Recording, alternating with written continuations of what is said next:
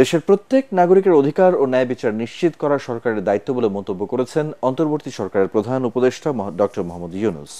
ভগবান শ্রীকৃষ্ণের জন্মদিন উপলক্ষে রাষ্ট্রীয় অতিথি ভবন যমুনায় হিন্দু সম্প্রদায়ের নেতৃবৃন্দের সাথে শুভেচ্ছা বিনিময়কালে এই মন্তব্য করেন তিনি। প্রধান উপদেষ্টা বলেন, তিনি এমন বাংলাদেশ গড়তে চান যেখানে প্রত্যেকে নিজের ধর্ম ও বিশ্বাস নির্ভয়ে পালন করতে পারবেন। মন্দির পাহারার প্রয়োজন হবে না। বাংলাদেশের মানুষের মাঝে কোনো বিভেদ থাকতে পারে না উল্লেখ করে ডক্টর ইউনূস জানান, প্রত্যেকে সমান নাগরিক। এ সময় তাকে জন্মাষ্টমীর শুভেচ্ছা জানান হিন্দু সম্প্রদায়ের নেতৃবৃন্দ। জানান, বন্যা দুর্গত অঞ্চলে জন্মাষ্টমীর উৎসব স্থগিত করে সেসব এলাকায় খাদ্য ও ত্রাণ সামগ্রী পাঠানো হয়েছে।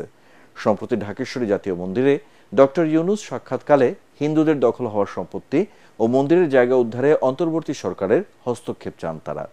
হিন্দু বৌদ্ধ খ্রিস্টান ঐক্য পরিষদ, ইসকন ও বাংলাদেশ পূজা উদযাপন পরিষদের নেতৃবৃন্দ সহ বিশিষ্টজনরা এ সময় উপস্থিত ছিলেন।